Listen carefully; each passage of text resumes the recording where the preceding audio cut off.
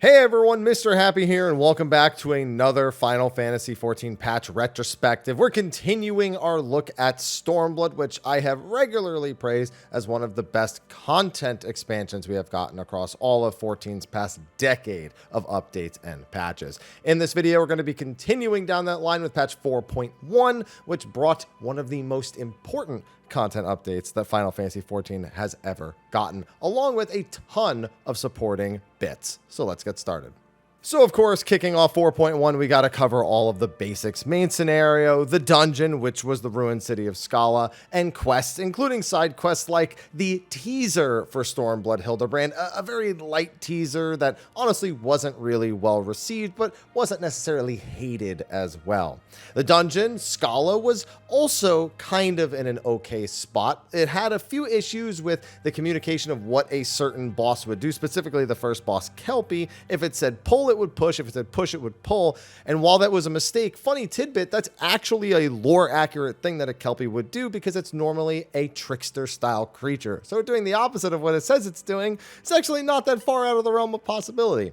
That being said, that dungeon is, like I said, at best, I think okay and wasn't really crazy. No one was really crazy about it. The main scenario, however, was a pretty good, I'll call it, I guess, an epilogue of what had happened in 4.0 and was generally better received than a lot of the other 0.1 patches that we had in prior expansions up to that point.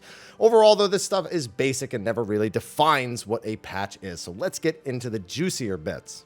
Of course, we had our usual 0.1 patch extreme trial in that of Shinryu Extreme. This one was one I personally wasn't wild about, but a lot of people really like it, and I can totally understand why. Shinryu Extreme is not like many other fights in the game as a whole. It's focused instead of just fighting on the boss itself. There's a lot of individual parts that need to be managed. There's a lot of micro DPS checks in that of the tail and that of the heart.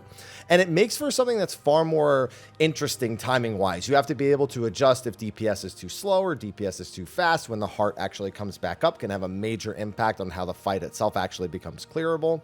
So you kind of hit these mini breakpoints that aren't really phase changes, but they're just the ways that they'll affect the phases that they're actually going off in. And there are some like straight up hard stop checks. If the heart is not dead by this point, then Shinryu is going to kill his targets. There was a lot of looking behind you and analyzing the arena, managing the tail and how much of the arena it would destroy based on the patterns that you got. So again, a very, very dynamic experience that I don't think has really been replicated in an extreme trials style scenario since. Like I said, I wasn't super crazy about it, mostly because I think the final phase is a little meh. It's kind of cool to be sharing that platform with Shinryu, but it's still also, it feels kind of almost slow and sluggish just watching him stand there and like turn to you and barely do anything. It's just really weird visually, I suppose, even if the cinematic nature of this is very, very much earned and deserved. I think that's the big thing that this one nailed, was the cinematic nature, and it's an overall good one. I just wasn't crazy about it, but overall, still much better received than Thornton was an expansion earlier where people struggled to even beat it. It didn't help them with the raid tier. This felt like a proper 0.1 EX trial that was slightly above the difficulty of the other EX trials that the game would normally put out. Then you have the 24-man raid of Ivalice. Now, the Ivalice raids are ones you either love or hate. Most people who love them will reference the fact that the bosses were not pushovers at all. They nailed the difficulty of the Alliance raids, something they struggled with in Heavensward a little bit, to the point where you would wipe a bunch on day 1, week 1, maybe even week 2, and occasionally in a group that was less than experienced. But overall, there was a solid learning curve and the bosses themselves were really fun. On the flip side, that is the same reason why someone who is more casual may not have enjoyed it. I don't necessarily mean that in a bad way. I just mean that not everyone wants that kind of elevated experience in an Alliance raid like someone like me would. And Ivalice delivered in that category across the board for the rest of the expansion. Rabanastre, no exception at all, especially looking at the second boss in that of Hashmal. In terms of story, it was also enjoyed by a lot of classic Tactics fans, but it was regularly criticized both here and in the future of being a little too wordy. This isn't that abnormal if you've actually played any of the Tactics games. They are very much a tell don't show style game, and that is definitely evident in the quests that would be here and would follow. But it made for some great memories, and it still to this day makes for a great roulette. We, of course, had our tribal quest and that of the Kojin quest added. Not much to say about this, just it was fine. I mean, at this point, tribe quest, they had kind of worked out all the kinks, and in Realm Reborn, they were awful to work on. In Heaven's Ward, they had some annoying zones, and here they kind of nailed the speed, even though this was a big open zone in that of the Ruby Sea. The underwater travel that we got in Stormblood, on top of just the objectives not being all that frustrating, made for a pretty streamlined experience, which was a continuation of things that we saw from the likes of the Vanu Vanu. One very interesting piece of content that they did in Stormblood that they would never repeat after Stormblood, and it both makes sense to me and is kind of unfortunate: the hidden canals of Uznair. Now, in patch 4.05, I had mentioned that they added the lost canals of Uznair, and this was their treasure map equivalent for Stormblood. However, in patch 4.1, they added the possibility to find a time-worn thief map inside of the lost canals. If you did that, you could then use that map to find hidden canals, which instead of having 2 doors that you could choose between, would have 3, and would have significantly boosted drops, especially if you could make it all the way to the end. They never did this again because it was really, really unlikely that you ever got super far in these hidden canals. They ended up being almost more work than they were worth, but for the few people that have the achievement of making it to the final floor in the hidden canals, 20 times, it's one of the most coveted achievements in the game, because you just don't see people working on it very much. You just don't see people willing to go through it very often, and it just takes a lot of RNG and time to work on. If you want a long-term, heavily coveted, very rare achievement to work on while you're waiting for Dawn Trail, this might be the one that you look at. And it's crazy to think that that was just something only Stormblood have and no other expansion can lay claim to. But then we get into the stuff that just makes patches kind of memorable in small ways. These are the things that some people will remember a patch forever for, and some people will completely forget even came from this patch, but just be glad and come to expect that the game has that thing. First off, the job adjustments. There were some things here that we would see that would carry on, but largely these were pretty isolated. For example, consolidation of skills. This was a big thing that players had been trying to work into their own macros and their own hotbars to kind of limit the amount of space they were using, even in Heaven's Ward.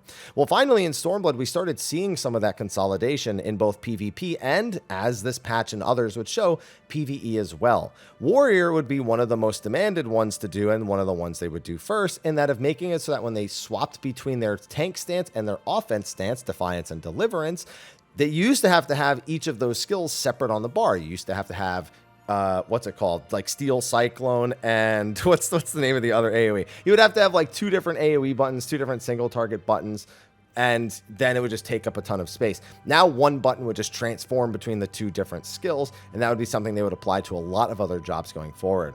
There are also massive Dragoon buffs, a tiny Machinist buff that wasn't really considered enough at the time, bunch of Summoner adjustments, nothing new there. Yeah, heck, they brought back Sustain at least, and Surecast. This was actually a pretty important one. Surecast prior to this patch would actually disappear if you tried to cast a spell. So the effect was only that your next spell could not be interrupted and you wouldn't be knocked back during it. But as soon as you cast the spell, the knockback would go away. As of this patch, when you use Surecast, it just lasts for the period of time that it's supposed to prevent the knockback.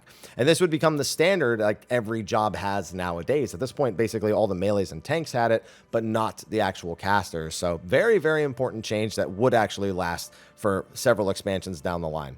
They also finally got around to adding the Shirogane plots and apartments. I mentioned at 4.0 they added the zone. It took until 4.1 before the housing area was actually able to be filled with people. They also introduced the relocation feature during this release, so the ability to change where your actual house was. They introduced the storeroom for your furniture, and they even made it so you could swim in residential areas. So big things for the housing area that, of course, would still undergo and still does undergo criticisms to this day. There were also some other minor changes and major changes across the rest of the quality of life. You had squadron battle tactics, which is something that I feel like only I would point out. This is one of those things that I never forget, because squadrons to this day are one of the fastest methods of leveling from levels 20 to about 55. 20 to 50 is really the fastest, but the extra 5 levels you can do with them at a more than reasonable speed. And this is because your members of your squadron actually gain battle tactics now. And it's so they will perform in a certain way, and they'll have certain bonus stats like bonus damage, bonus HP, stuff like that.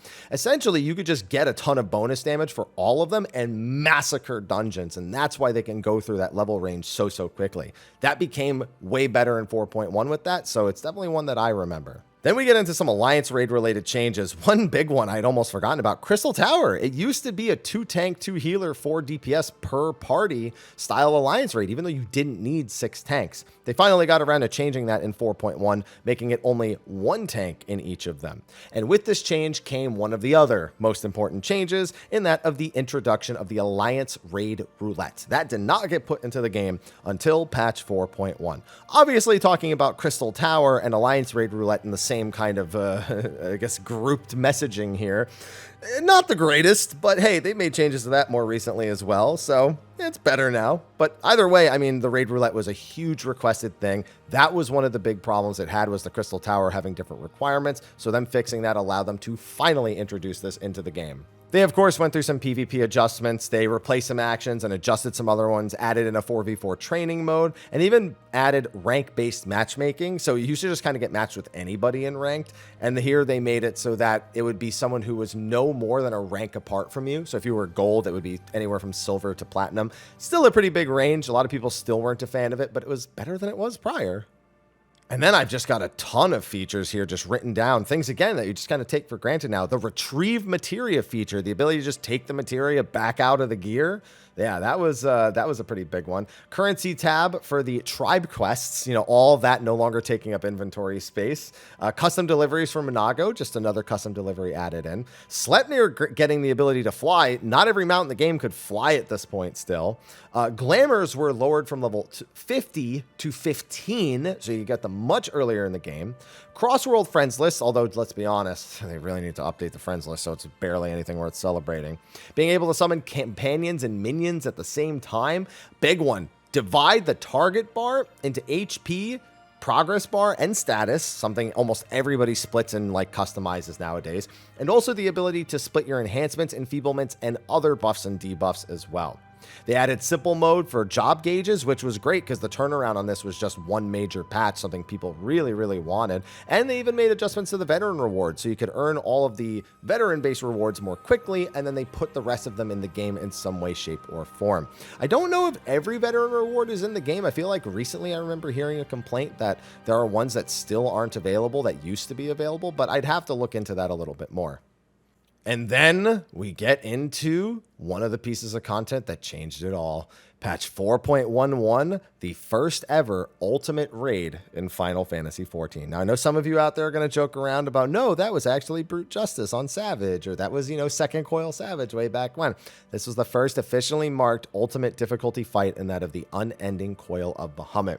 No raider was truly prepared for what would come with the Unending Coil, as people prepared to have it done in 2-3 days max. You know, they couldn't believe what Yoshi P said about difficulty anymore, because he said that Midas would be between second and final coil, and Gordius normal would be like doing coil with echo, and all of his misstated difficulty, you know, hyperboles that he had in the past, saying even that I don't even know if anyone can clear the Unending Coil of Bahamut. I don't even know if it's possible, which they had to have, because they actually changed their methods of testing fights at this point to make sure they were doable. But all the same, this came out and it completely changed the raid scene in a lot of ways. People who had never had a challenge like this before in 14 were now basically geared up to the teeth in terms of experience, in terms of expectation. Savage tiers were no longer adequate to these players, and it has spawned years and years and years of content. People like to say this kind of stuff is only for the 1%.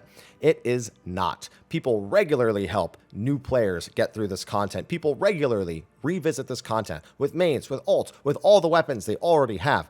This singular fight has birthed more types of content than I think I was ever prepared for. The only disappointment is we don't have Blue Mage on Ending Coil, and I know they said why they wouldn't do it, but I'm still upset about that. It is crazy to think how this one fight on its own has created an insane number of content, an insane number of people who are willing to participate in it, the hype, the excitement that comes with somebody getting their first clear.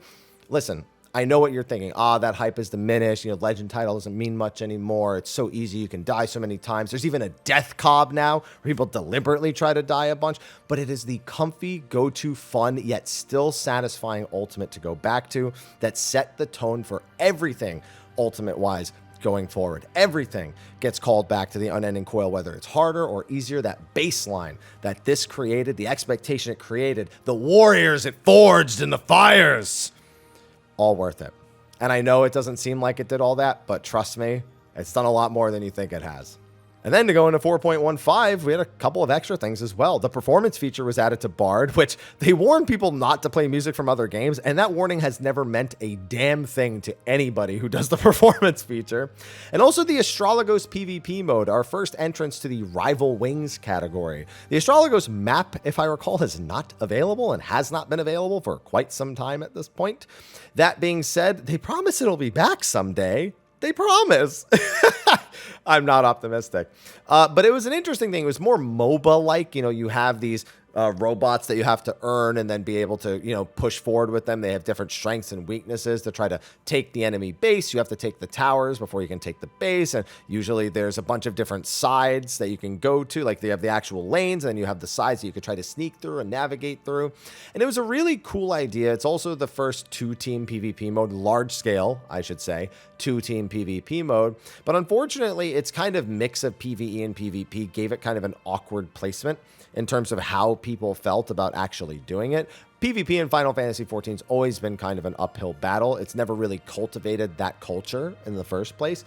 And Rival Wings didn't really do much to assert it. They tried to take a lot of pressure off of individual players by giving you all these different aspects to it that, again, were more PvE/MOBA-esque or didn't require any in-depth knowledge of your own actual job to do things like use the robots. But it just kind of left some people really, really confused about what to do with this PvP mode, and it never took off the way other PvP modes did. So it was really unfortunate to see that even after they released the new map after the adjustment, really the big thing that keeps it alive is an event called Revival Wings. If not for the actual PvP community going out and giving people days of the week or certain events that they run in order to encourage people to get into this, it would actually be a lot harder to participate in it at all. And that's sad to me because I do want large-scale PvP modes that people enjoy in 14 that are a little bit more on the competitive side of things. We've seen it work in other MMOs, World of Warcraft with Arathi Basin and Warsong Gulch and the OG modes that they always had. And we never really felt like we had those in 14, and we never really felt like we were getting anywhere close to those modes. So Astrologos, not a high point, but again, PvP expectation was so low, most people won't even remember that it came out in this patch, and it won't phase them or make them think any less of Stormblood. So it kind of just sat in this really awkward space that feels like Square Enix has forgotten about. There's not even a roulette for Rival Wings. Come on now. Obviously, with only one map, or roulette's maybe not the right word, but you know what I mean. There's no reason to do it daily like there is with the rotation of the frontline roulette. So, unfortunate, but hey, I give them credit. I did have a lot of fun in the first couple of weeks of doing Astrologos, but haven't really visited any Rival Wings in quite some time. Now, I'm sure there are all sorts of other little details. So if there's something you remember that I didn't bring up from patch 4.1, be sure to throw it in the comment section of the video below. But with that, hopefully you enjoyed another trip down memory lane throughout all of the month of December. I'm going to be covering all the retrospects for Stormblood, so be sure to give them all a watch and all a comment. Engage. Anyway, with that, I'll see you in the next one. And until then, take care.